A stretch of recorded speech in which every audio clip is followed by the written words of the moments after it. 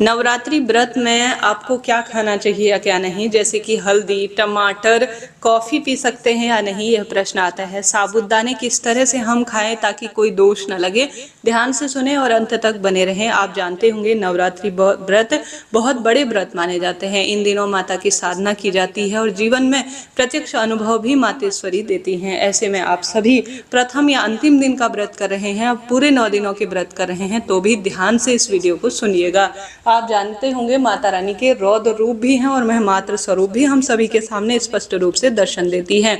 ऐसी स्थिति में सबसे पहले तो जो भी आप भोजन करते हैं वह जो एक दिन पहले, जैसे आज है कल व्रत है, तो ऐसी स्थिति में जो आज रात्रि का भोजन होगा वह हमारे साथ 24 घंटे किसी न किसी स्वरूप में रहता है और जैसा खाए मन वैसा हो जाए, हमारा जीवन ऐसा कहा जाता है। तो ऐसी स्थिति में जो भी आप भोजन कर रहे हैं वह रात्रि को कर रहे हैं तो उसमें प्याज, लहसुन, तामसिक चीजें बिल्कुल ना हो। उड़द और मसूर की दाल भी रात्रि भोजन में प्रयोग नहीं करनी है, क्योंकि आप सुबह व्रती हैं और आपका शुद्ध रहना आवश्यक है। ऐसी स्थिति में आप सभी को सात्विक और श्रेष्ठ भोजन ही करना है। उसके बाद आप सभी माता की चौकी विराजमान करेंगे। कोशिश करें बिल्कुल निर्जल निराहार माता की चौकी स्थापित करें। उसके बाद आप सभी जो है उसके बाद ही आप कोई चीज़ ग्रहण करें। कोशिश तो यही रहनी चाहिए कि सुबह स्नान इत्यादि से आप निवृत्त हों।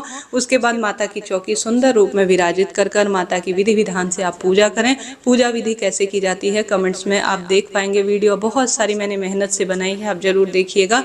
आप सभी को विधि विधान से माता की पूजा आराधना कर लेनी है। माता के आगे प्रणाम करने के बाद उसके बाद आप सभी जो है चाय, पानी, कॉफ़ी पी सकते हैं, कोई दिक्कत नहीं। कोशिश तो यही होनी चाहिए कि इसी तरह से करें, परंतु ऐसी स्थिति है कि आपसे जो है इतनी देर नहीं रहा जाता। कई भक्तजनों की आदत होती है सुबह उठते ही वह चाय पानी पीते हैं, कॉफ़ी पीते हैं, उसके बाद ही फ्रेश होते हैं, नहाते धोते हैं या अन्य कार्य करते हैं, तो कोई दोष नहीं है। पानी से बनी हुई यह वस्तु है तो आप पी सकते हैं। अब जब अगर ऐसा हो कि आप रुक सकते हैं तो रुक जाइए। अब जो चाय कॉफ़ी है उसे माता से आप भोग प्रसाद समर्पित करने के बाद आप जो है 9-10 बजे 8 बजे जब आपका घट स्थापना इत्यादि का कार्य हो जाए तो आप चाय पानी पी सकते हैं, कोई दिक्कत की बात नहीं है।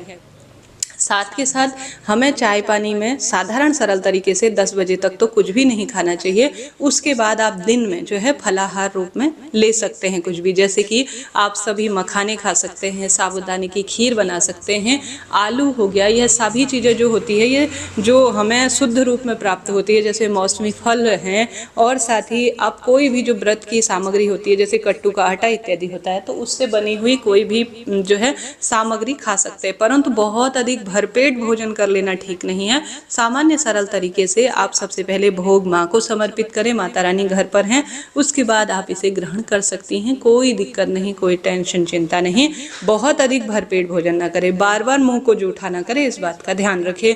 बस एक बार बैठकर तसल्ली से आप खा लीजिए जो भी फलाहार आप ले रहे हैं।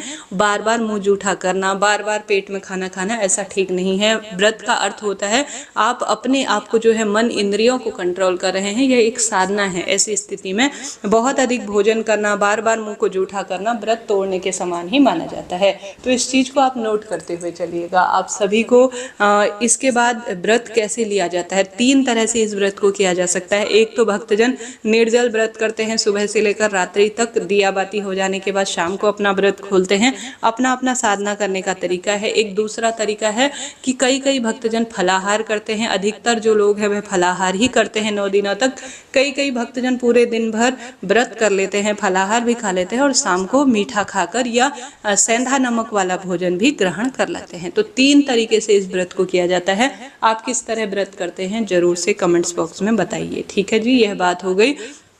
अब आप सभी को सुंदर भाव सच्चे मन से इस दिन माता रानी के जयकारे जरूर लगाने हैं और साथ के साथ माँ भवानी की आराधना में अपना समय व्यतीत करना है।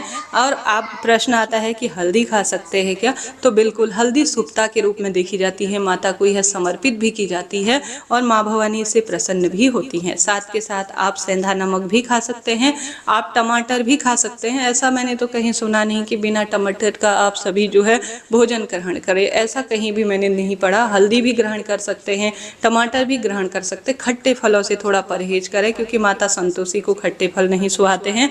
साथ के साथ प्याज, लहसुन, तामसिक चीज़ें, मसूर की दाल आप सेवन ना करें। और साथ के साथ पनीर इत्यादि है, जो तेल मसाले हैं वह शुद्ध होने चाहिए। बस इस बात का ध्यान रखते हुए आप इन सब चीज़ों को थोड़ा सा मात्रा में ग्रहण कर सकते हैं। बस शुद्धता का ध्यान रखें क्योंकि आजकल बाजार में मिलावट बहुत ज़्यादा है और आपका व्रत खंडित हो सकता है। तो जो भी चीज़ें हैं जैसे पनीर इत्यादि, घर के मसाले, हल्दी इत्यादि है, जो आप घर का ही शुद्ध जल इत्यादि जो है वह ज़्यादा से ज़्यादा शुद्धता का ध्यान रखते हुए ग्रहण करें। तो ठीक है जी, इसके अलावा कोई प्रश्न हो तो आप पूछे, आपका अपना चैनल